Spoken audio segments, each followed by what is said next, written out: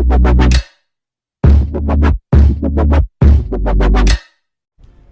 guys! Welcome back to my channel. This is your girl, Angelica, and may bago na naman tayong video.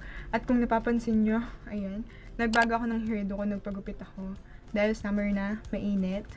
Kaya kailangan natin ng maiksing hair lang. At saka, itong buko, inspired to dun sa lead character dun sa palabas na, or K-drama na, I Am Not a Robot, si Gia, or also known as Agi 3, pag-robot. Ayun. At saka katulad to ng parang buhok ni Anakay. Sa mga fans ni Anakay dyan, like me. Hi there! So for today's video, gagawa ako ng affordable graduation makeup tutorial para sa mga gagraduate this April. And alam ko medyo late na kasi may graduate na nitong March. Pero ito, para to sa mga gagraduate pa lang. Kaya hope na mapanood nyo tong video ko. So without any further ado, let's get right into the video. Nakapag-moisturize na ako ng aking face at ang ginamit ko is itong Eye White Aqua Moisturizer Whitening Vita of Cam. 20 pesos lang to, kaya afford nyo to, lalo na dun sa mga estudyante, tsaka dun sa mga nagtitipid. Ayan. After ng moisturizer, alam naman natin na ang graduation, ang tagal nang inaabot niyan. Sa akin, in my experience, ang graduation namin nung college, nag-start siya ng 4 o'clock ng hapon. Then, magmamarcha pa yun, syempre. Natapos yung graduation namin ng 11:30. Mga 1,000 lang naman kaming graduate ng mga panahon yun. Kaya, sobrang tagal. Paano pa kaya yung ibang college na gagraduate dyan? Na may kasabay pang ibang, syempre, ibang course. Ang dami niyan. Lalo na kung university yung school mo, di ba? Kaya para hindi ka maglapot best, kailangan mong gumamit ng primer. At ang gagamitin ko is itong Quick Effects No Shine Mattifier. 99 pesos lang to. Then, apply mo lang siya sa parts ng face mo na alam mong nagmamantika ka ng mabilis, bes. At saka dun sa parts na gusto mong itago yung pores mo. Yan. Like me, dito lang sa may baba. And then, dito sa may pisngi. Sa ilong. And then, sa noo, syempre.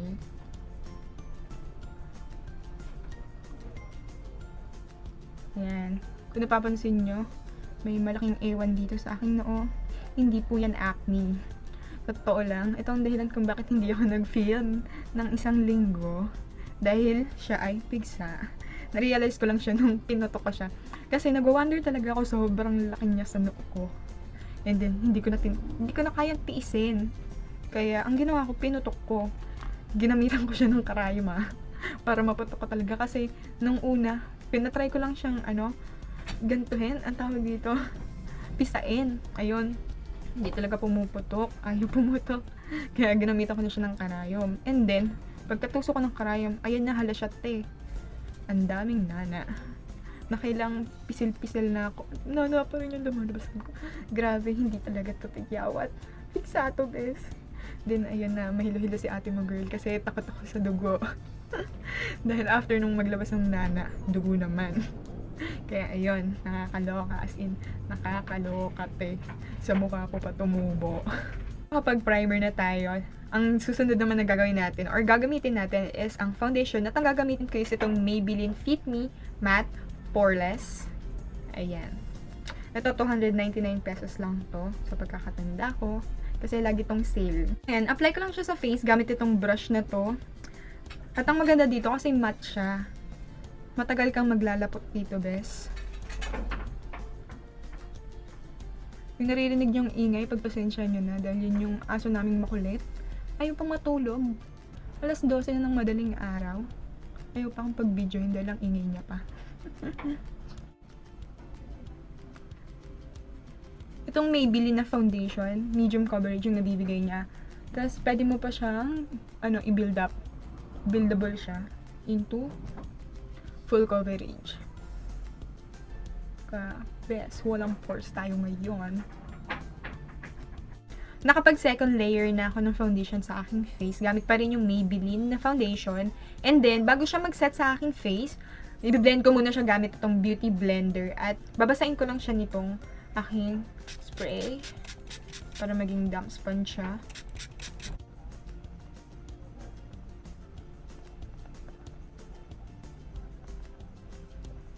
And as you can see, hindi na masyadong halata itong aking bakit sa aking face.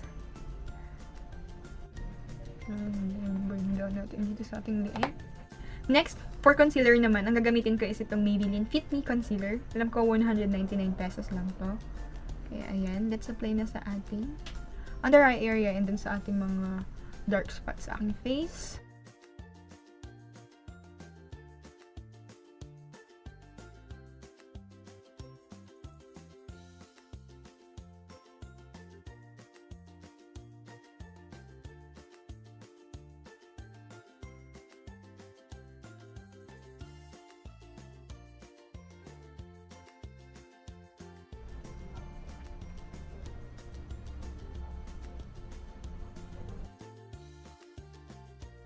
Nakalimutan ko palang maglagay ng lip balm kanina bago ako naglagay ng foundation. At ang gagamitin ko is itong lip balm with tint ng Pretty Secret in red. Ayan. Para ma-moisturize lang yung lips. At the same time, magkaroon din ng kulay.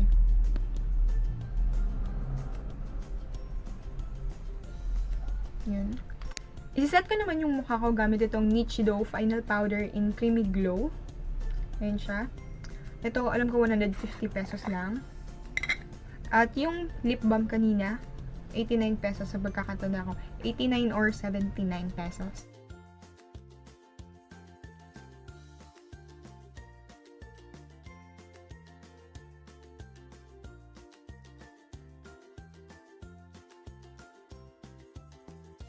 For the kilay naman, ang gagamitin ko is itong Detail Makeover na Duo. Dual-ended na siya. Meron na siya ditong eyebrow pen. Ayan. And then, sa kabilang side naman is meron na siyang liquid eyeliner pen. At ang nakuha kong shade dito ay dark brown, 001.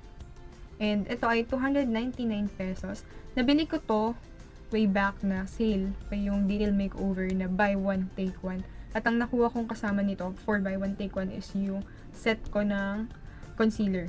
Para naman sa kilay natin, pag graduation, hindi mo naman kailangan yung pagkatulis-tulis, tsaka pagka-arko-arko na kilay. Dahil, hindi ka na matatampa. Gagraduate ka lang, te.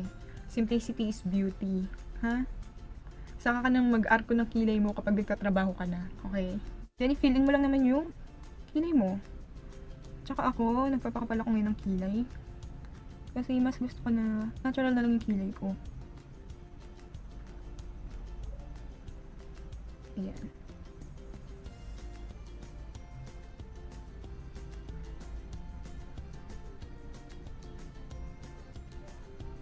Ayan, saka ka mag-fill in.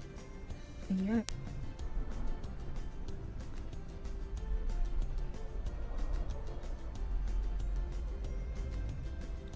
Blending is the key sa magandang kilay. Bago ko i-set yung aking kilay, i-wipe out ko muna yung binig ko sa aking face.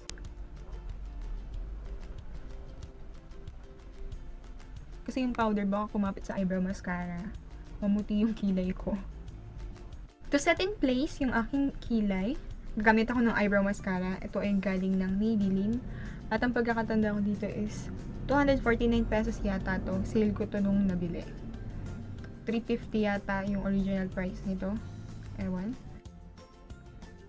Para lang tumagal yung kilay mo, hindi ka iiwanan ng kilay mo sa graduation mo. Para mukhang makapal-kapal naman yan.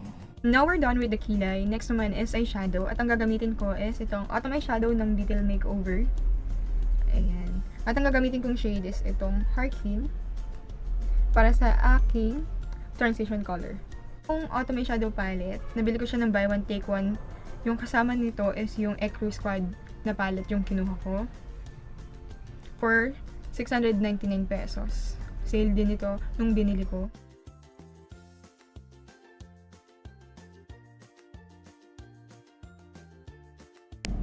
Sa ating eyeshadow, hindi naman kailangan ng wapak na eyeshadow sa graduation. Yung simple lang din. Yung makikita lang na may eyeshadow ka. Tsaka yung medyo kumikinang-kinang ka lang ng bahagya. Mas maganda din na medyo brown lang yung kulay ng eyeshadow. And for the outer V, ang gagamitin ko naman na shade is itong Opal.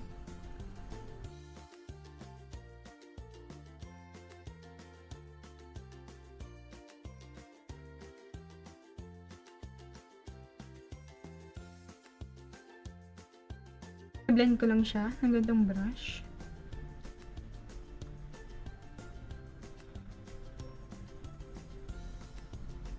Next naman, ang aking ilalagay sa aking center dito ay itong Kaden. And before that, babasahin ko muna tong brush na gagamitin ko para mas mag-pop yung color pag nilagay ko na siya sa aking mata. First, it's talking this. Diba? Pak, pak, pak.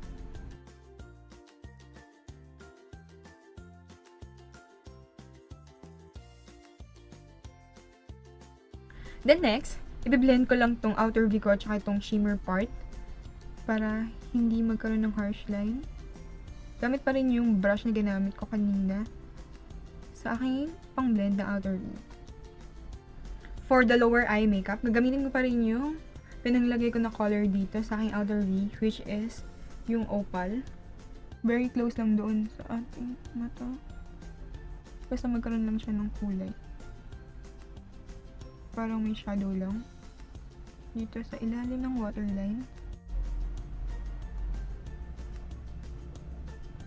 Ayan, okay na yan. And for this look, hindi tayo gagamit ng liquid eyeliner or liquid pen. At ang gagamitin ko lang is itong eyebrow pencil din to na brown from Nichido. Ito magkano lang to? 60 pesos. Ayan. Yung para lang nagkaroon naman ng konting shadow dito sa ilalim. Para naman hindi gaanong kasingkitan yung mata ko pag nagpicture.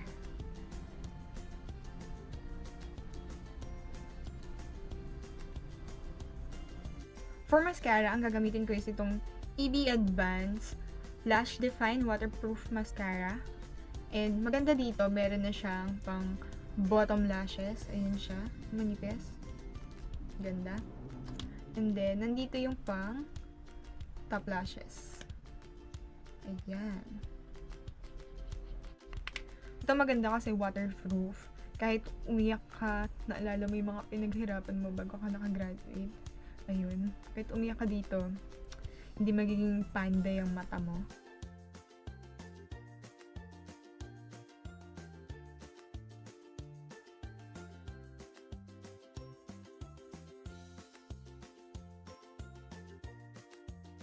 For the bottom lashes, yeah. Ito, bit na bit to nung best friend ko. Ganda daw. Nakapaglagay na ako ng falsies off cam. So, ayun na siya.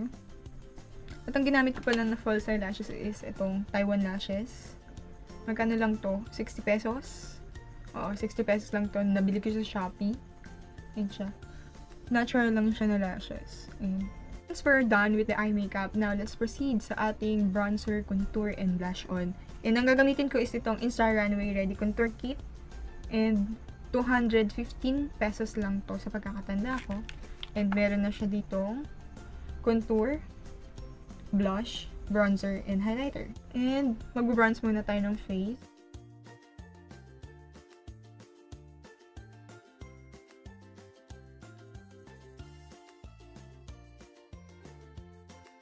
Next naman is mag-contour tayo.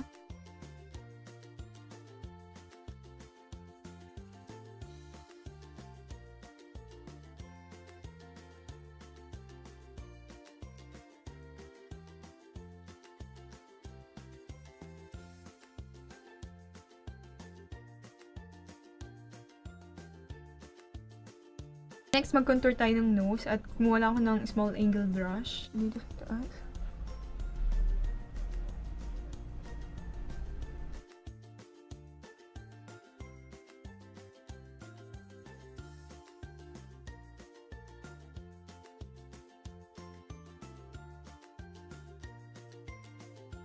For the blush, gagamit lang tayo ng light na blush at hindi natin isi-center dito sa apples ng cheeks but dito sa temple lang.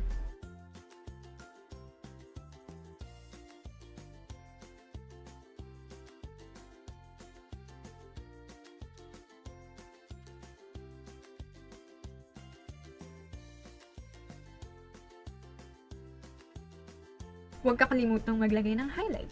So, ayan. Naglagay lang tayo ng highlight dito sa mga highest points ng ating face. Like dito sa taas ng cheeks. Light lang tayo.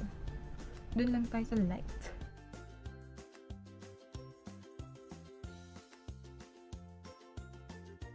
Sa baba ng ating eyebrows.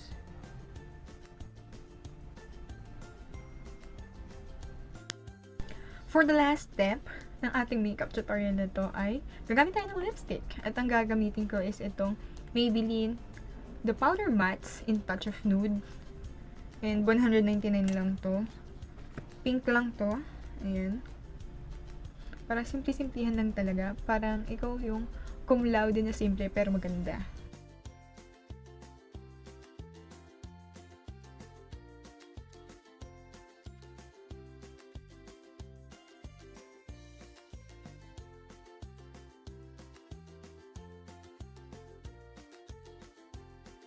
Then, i-finalize ko lang itong look na to and I will be right back.